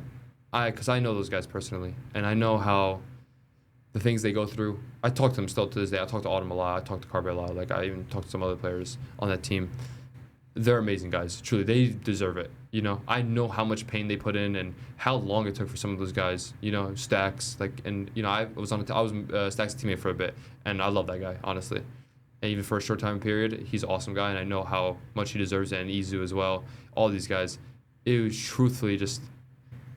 I really don't care for other people to win, but I don't. Even, like, you know, anyone else in my life, I don't care. For them, I was genuinely happy. Genuinely. Damn, was it I take it then, maybe this is just a silly question to ask, but was it tough to let go and have to step away from playing with that team and move on? Absolutely not. Really? Absolutely not. Because I told you, I believe everything happens for a reason. It's honestly, it's kind of weird. Damn, you believe that too? That's 100% belief in that. That's not even 99%. No, I 100%. That. I literally left and I go, that's it. That chapter, what I needed to get done, that training arc is done now. Yeah. Move on to the next one. You know, we still keep in touch. Hey, we're friends now. You know what I mean? We're gonna go on vacation together, like, you know, these things. But I love him to death. But we would not maybe not that team, that specific team. We'll never play together again. You know, I would not want to play with those players again because it's done. If it's meant to happen in the future, it will. You know what I mean? Naturally, it would happen. But I know everything happened. I did everything possible to stay there and do the best I could. Clearly, it's time. You know, God decided for me. That's what I believe in. Not pushing that on anyone, but God decided for me. Hey, you did your job here. This is everything that I wanted you to do. Let's move on to the next one. Yeah, I was going to actually ask if that is something that you feel from your faith, which you do talk about often. Yeah. How does that play into you as a leader and who you are right now on a day-to-day basis? I think it really helps me keep me logical. I think without this, I would be freaking out. Like my teammates sometimes, you know? Like, it's very normal. Like, it's so easy to psych yourself out, like I said. It's so easy to panic, especially after starting off 0-2 and being and lose confidence. It's really taught me having this faith getting closer to God. It's because it's been more of a recent thing. Like before, honestly, as soon as I joined, a little bit before Turtle Troop, so after phase, I really got started to get closer. And ever since after phase, if you look at my career, my performance has just been incredible. Ever since I got closer to God, and I'm not saying that's just all God's thing or whatever. I'm not trying to push the agenda of just believe in Jesus Christ and all these things. I just like saying for me, at least the coincidence that happened was my train of thought, my mind was so clear. I was able to just look at everything from, like I said, an objective point of view and just be like, okay, this is not good, this is good. And just being able to just really like, okay, don't freak out, everything's fine. Are you doing your best? Truthfully, I ask myself every day, did I do my best? Yes or no? And if I can say yes, and something goes wrong, I know it's a test. It's just a test. Like, I'm learning something through this tough time for some reason. Like, we're losing, but if we're doing our best, for example, the first 2 weeks, we were losing, we were doing bad. I know why we were doing bad. You know what I mean? It wasn't, we were not doing our best, clearly. After G2 loss, did we do our best? Yes, absolutely we did. We actually did our best, and you could see the difference. And I said, oh, after we lost, I was smiling, I was happy. I wasn't mad. You know why? Because I said, we learned something. We learned what we need to do. Clean up the thrifties, clean up these little macro things here, or like these little micro individual mistakes, these things, and we're ready to go. But we learned something from it, but we did our best. And that's what it's learning from, just like understanding not to be so result oriented and just looking at the bigger picture and always seeing the bigger picture and finding that solution. Is that how you view doing your best every single day? Yes. By viewing it sort of like as a piece of the overall puzzle? Yes. How do you wake up every day and do that? I think about it like this. Routine, honestly. It's a routine. It's like, okay, did I get 8 hours of sleep? Go through the checklist. Did I get 8 hours of sleep? Yes. Did I work out today? Yes. Did I drink water? Yes. Did I eat properly? Yes. Okay. My outside of the game things, pretty good. Oh wait, do I have any other stressors? Like, is my mom okay? Is my sister okay? Like, is there anything? Okay, am I like, I don't know, whatever. Like, am I stressed out about something? Okay, no, I'm not. Check. Done. Go into the game. Okay, my aim's not good. Did I warm up enough? Okay, I did warm up. Did I do aim labs? Okay, I did do that. Yeah. Okay, got it. So, whatever. I'm playing. Okay, we're losing the scrim. Okay, is my decision making good? Oh, is my communication good? Am I giving 100%? Right? Doing these things. If I can hit yes on all these boxes at all times and see like, and we're still losing, then it's like, okay, let's take a step back now. Now, why are we losing? Are we losing out of, because there's some things that just truly can be unlucky. You know what I mean? Or is that unlucky? Usually it's not. Very rarely it's not. You know what I mean? Okay, I did all these things and we're still losing. Okay, that's a problem. Like there has to be something completely wrong. We have to take even a bigger step back. And that's what happened with us. It's like, okay, we're practicing hard. We up the scrim amount. Let's say we weren't scrimming enough. Now we're scrimming more. Oh, we're doing dry runs again. Okay, we're dry running more. Oh, we're doing more VOD review. Or we're doing more theory. Okay, we're looking at other teams for inspiration. Okay, we're doing all these things. Wait, but we're still losing. Okay, let's take a step back. Are we even playing the game right? Look at other teams again. Take a step back. Look from a more general point of view. Oh, we're not playing the game right. Oh, wait. Okay, we're not playing the game right. Okay, now let's start playing the game right. Play the game right. No, still not working. Why? Oh, maybe it's the composition. Now it's something simple as the composition. Switch composition, now it's better. You know what I mean? That's what I got the skill to be able to do all these things and all these little things that people just might not think. Because sometimes it's as simple as, hey, I just got 5 hours of sleep, dude, I'm tired. Sometimes it's as simple as that, and sometimes it's not. But being able to really just list out every possible situation and be like, okay, and controlling the variables and understanding, okay, we did everything right, guys. It's fine. We lost. It's just not our day. Sometimes it's just simply not your day. We move on to the next day. You know what I mean? Now, as it continued again, if it's not, then you repeat that same process, right? Right. And that's what I've been able to do. Where does that come from? How are you able to figure that out? That's the way to go. Just being clear-headed, just being super. I've always been naturally logical, like super logical. If you're into MBTI, I am an ENTJ. Okay, gotcha. Yeah. I know what that is, but I don't. I know what it is, but I don't know what it is. So I'm not that into that. It's like it's just like a person, like it's like whatever. It's, personality. Yeah, type. it's personality type, and like those little things mean different things. I'm like the commander. Like I'm a very straightforward person. I'm an ENTJ A. There's ENTJ T, which means turbulent, which is like they're very emotional. I'm ENTJ A. I'm very assertive. Right? It's just about who I am as a person. I've always been just very straightforward in these things and very super logical. My EQ is pretty low, truthfully. Something I've constantly worked on because it's improved a lot. My EQ used to be here, literally on the floor.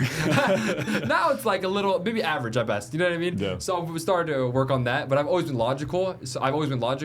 But beforehand with it, when I had the mental health issues, it was harder to be that logical because, well, clearly there's something wrong. You know what I mean? But I've always kind of had that. It's just, but I've also just learned that don't make an excuse. I used to kind of be a guy like for example, I told you in America, it's like people in scrims would be like, oh, this guy peeked this guy. Like, why is he peeking? Why is he doing this? Like, make an excuse. Okay, but what if that guy does it in a match, right? Like, what happens if he does it in a match and you just die to it again and you just die to it in practice?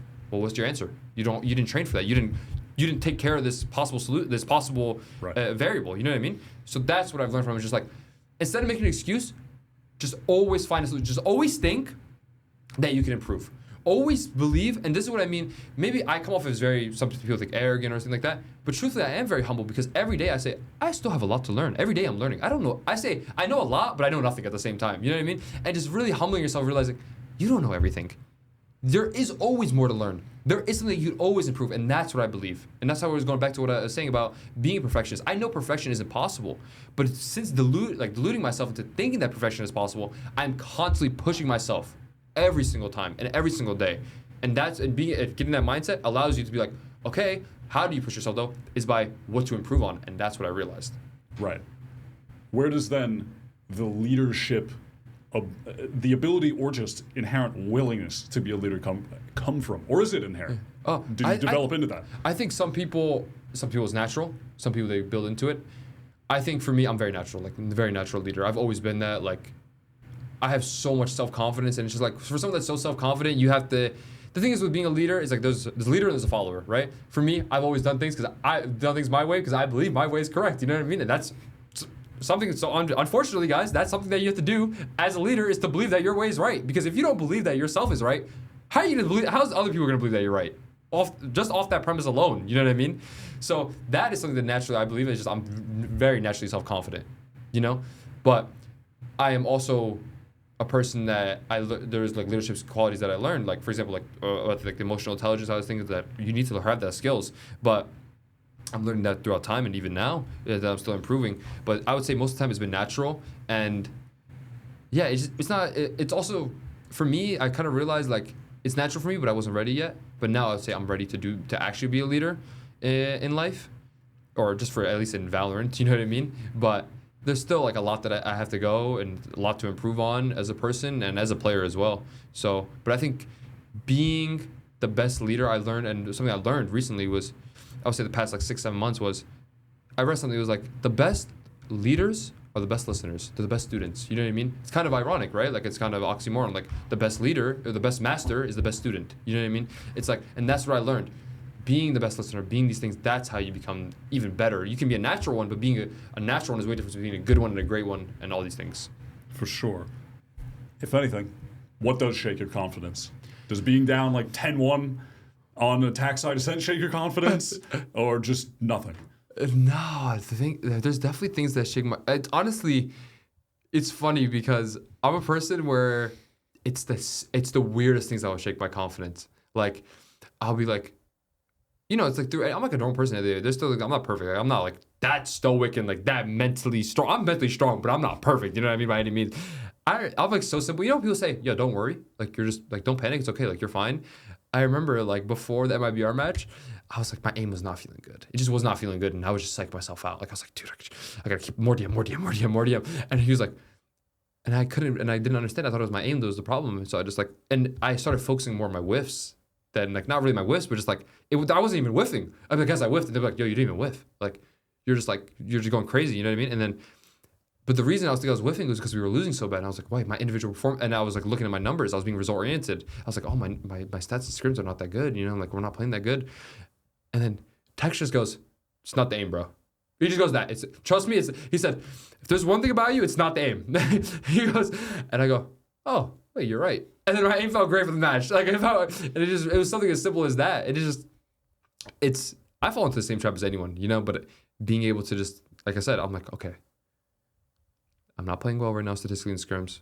What is it? Is it the aim? No, it's not. Okay, it's not the aim. And then we realize, okay, it's how we're playing. You know what I mean? It's the decision making. It's these things. You know what I mean? I was playing stupid, I guess. You know what I mean? Well, probably was actually in the scrim. And yeah, that's what it is. Like, those things can shake your confidence though. Like, my confidence will get shaken, but not for a very long time because I have those skills to catch myself. I think that's what, like, mental slump. Everyone mental slumps at some point, but how long will the slump last is the difference, I think. Is Tech someone that is able to catch you on stuff like that, or is that something that he does often, just knowing you? I think everyone knows I'm a pretty unique guy. So the thing is, they said the most basic things, but for me, they know now that the most basic things help me. It's like, if they go, yo, don't worry. And I go, wait. They're like, why are you worrying? You shouldn't worry. I'm like, wait. You're right. I shouldn't worry. Didn't even think about that. Yeah, I didn't think about on paper, the most obvious thing. But the most cliche one. It's like, oh, don't panic, bro. Oh, don't. You know, like, you know, people say all good. Like, the all good works for me. Yeah, guys, it's all good. Wait. Someone just pulls up the finesse image. Wait, it's all good. I'm like, wait, it's all good. Oh, it's all good. We're good, guys. Don't worry. You know what I mean? We're good. You know, for me, that's for me. But some people's like, because I have like everything I said is like kind of complex, right? Like, I am like kind of like, it is like a pretty complex process, and there's a lot of things that I could be thinking of, right? But sometimes it's like the most simple one, you know what I mean? And eventually I'll get there, but my teammates do help me with that, you know? They're awesome at that. Oh, everyone is like, just like, I mean, I'm very honest. I'm like, guys, I don't feel good. Like, I remember we were playing Haven yesterday, and I go, coach, we lost the first 4 rounds on Haven after the pistol. And I go, coach, I don't know what the fuck to do. I just go, guys, nothing is working. What's going on? Like, these should be working. Why is it not working? You know what I mean? And then later out, we talked about the game. Like, we were like, they said, bro, you didn't need the timeout. Like, the calling was fine. Like, we were just making individual mistakes. But I couldn't know that in the moment. You know what I mean? Yeah. But I'm very honest with them. I'll be like, you know, like, it's weird because you probably in the scrim or no, in a match. That was in the match. Yeah, I go, guys. That was in the was that in the Furia game? No. Which game? G2 yesterday. Or the G2 game. Yeah, the G2 game. Yeah. I go, guys, I don't know what the fuck to do. Like the game plan's not working right now. I'm like, is this shit game? Like, maybe the game plan's bad. I'm like talking to the coach during time. Like, is the game plan bad? Like, no. Yeah. And like, he's like, no, just trust me. It's the individual mistakes. And then we still ended up losing 6 more rounds in a row. But it made me feel better that, like, oh, I didn't know what I was doing. Like, everything was fine. It just wasn't that. Like, you know what I mean? But the only reason I was able to know that was because I was able to be like, I told you, like, to be vulnerable enough in front of my teammates to be like, guys, I don't know what to fucking do right now. You know what I mean? And usually I know what to do, but I didn't, you know, and that's what the coaching staff's for, and that's what your teammates are for, to help you out, you know what I mean, when you need it. So, I mean, there's probably been that for like other IGLs, they just don't admit it, you know what I mean? I just admit it, and it helped me it helped me personally to be like, guys, they're like, oh, guys, it's not that, you know what I mean? You're good, don't worry. And just having that reassurance from everyone, it was good.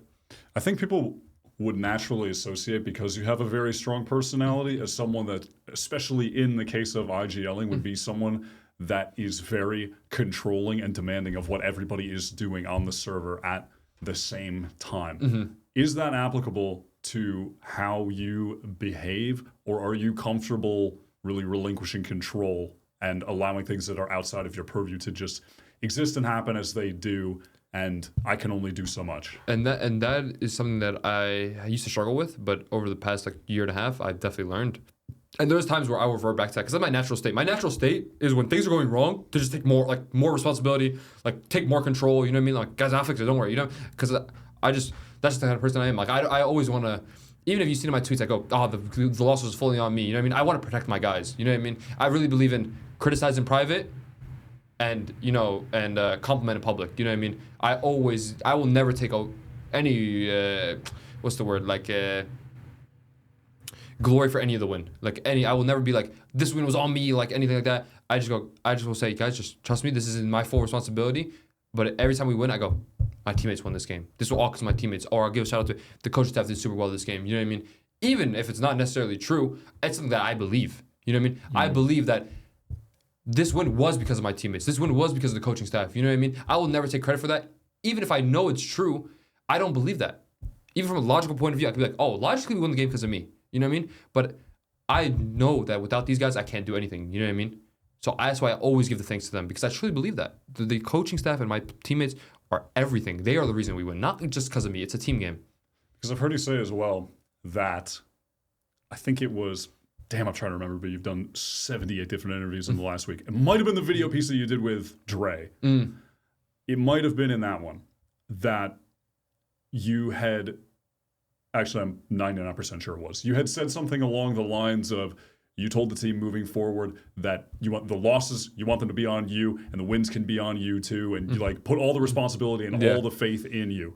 And I don't think that necessarily contends with what you were just saying then, but how do you let those two ideas coexist and feel comfortable with, I want to take all of the responsibility and I'm willing to give away all of the credit when it is due to me, and it seems that you definitely have the expectation that it'll eventually be due to you. Yeah, of course. How do you keep all of those thoughts in line at the same time and just feel okay with that? It's just balance, and it's just the person I am. It's just about truly believing it. Like I probably misspoke in that, honestly, about saying like I want the wins on me too. Like I just haven't like win loss. Yeah, I was like, I might have exaggerated that slightly because I do want to be clear, it wasn't the exact same as what you. No, I know what you mean. Yeah, I said no. I did say like wins. I said from now on, whatever happens, win loss, it's on me. You know what I mean? Like it's on me. Like this is my responsibility. Of, like if we won or lost, like the overall game plan and like how we're gonna be moving forward as a team, it's on me. You know what I mean? Like, and I truly believe that. Like I want to take that pressure off of my teammates, because if it's just one person to blame on, I know what my teammates, I know some of my guys are sensitive, and I don't want them to like be prone to all this criticism, even though they will be regardless. But I just want them to know like, hey, your IGL has your back. You know what I mean? Like I'm here for you guys. You know what I mean? Like I'm gonna be stepping in front of you. Like I'll take the bullet for you guys. Don't worry. You know what I mean? Like I want to show that no matter what, I'm willing to do everything for you guys. You know what I mean? Because And the same thing about, remember, I trusted them when they switched me off IGL. I could have easily been like, especially it's a pretty big shot to the ego for most people. Oh, you took me off IGL? Like, we were doing great. What do you mean? Like, I mean, we weren't doing great, but like, I know that wasn't, even when I know the fact that it wasn't an issue, I go, guys, I trust you. You know what I mean? And having that same thing of like, guys, I'm going to take all this responsibility from you, like, to take all this pressure off you guys, rather, not the responsibility, take all this pressure off you guys. And so you guys can feel better. And that just to sacrifice, kind of like sacrifice myself for the betterment for your guys' mental space and taking all that pressure off of you guys. I know if I show that to them, that they'll be, they have to trust me. They show that like, okay, this guy's willing to do anything for us, you know? And that's what I want my teammates. I want my teammates to have full trust and be like, okay, like this guy has our back. He's actually here for us. You know what I mean? In taking you off IGL, do you have any feelings at all of like, damn, that's affecting my value out of what I bring to this team if I'm not doing, not at all? Not at all, because my coach said this. My coach who told me in the moment, they said like, hey, because they had a discussion. I was like using the bathroom. They're like, hey, like da-da-da. Or they had a discussion at one point. I don't remember exactly how this happened, but it happened. And I was like, I said, I absolutely trust you guys. No worries. I said that literally, and they were like, huh? Like they were like surprised by my reaction. They were like, are you sure? Like it doesn't bother you, not one bit. Like not one bit. Like you don't, like you sure you don't care? I go, do you truly believe that this is the best for the team? And they said yes. And I said, okay, I trust you. Then they were like, okay, like they were really surprised. And then, yeah, I was just like, that was it. And even though I told him, I said, Coach, I trust you, by the way, but I'm telling you, this is not an IGL issue. You know what I mean? And he said, hey, he said something like, we'll see or something like that. You know what I mean? Like, he was like, he said maybe or whatever, like something like along the lines of that. But them just seeing that, like how much I trusted them, and then bring it back, and they even had the humility to say like, yo, we were wrong. We shouldn't have done that. You know what I mean? After they're like, well, apologize to me. I was like, guys, you don't need to apologize to me. It was like, even in that moment, like where it's like, oh, haha, like I was right. You know what I mean? You guys are wrong. Haha, loser. You know what I mean? Like, you know, I could have been an idiot. But instead, I truly believe that. I'm like, no, like, why are you apologizing? Like, you truly believe that was the best decision? And we all want to win, right? I know you guys all want to win, even if you say you don't want to win, like for some weird reason if they did. But I know you guys all want to win. You thought that was the best decision to make. Yeah. I trust you guys. You know what I mean? We all have the same goal, and I trust you guys as much as I say you guys trust me. I trust you, and I think that the only reason it is possible is because I did make those actions and showed that humility and showed that humbleness in front of them to be like, guys, I trust you. Do you guys know what you're doing? Even if I don't agree with it, I'm gonna not just do it. I'm gonna believe in it as well, in your way. I was going to ask something that came up earlier, and then I had a second thought of it, which was I was going to ask, like, okay, then what does actually, like, what bothers you? Because I'll you tell you seem what bothers rather me. unbothered. And then I had something pop into mind that I'm confident annoys the fuck out of you, which is the people that are pretending to be cool and not care, but clearly do care, but want to have that uncaring facade as a pro player. I imagine that probably kills you. Not really, actually. Really? No, I just don't like people who are fake. Just be yourself, bruh. Okay. Okay, look. Any people, genre of fake you're uninterested in? Just be yourself, bro. I don't care if you're a nerd. I don't care if you're, I don't care if you're black, white, green, bikini bottom, SpongeBob SquarePants, gay, lesbian. I don't care what you are, bro.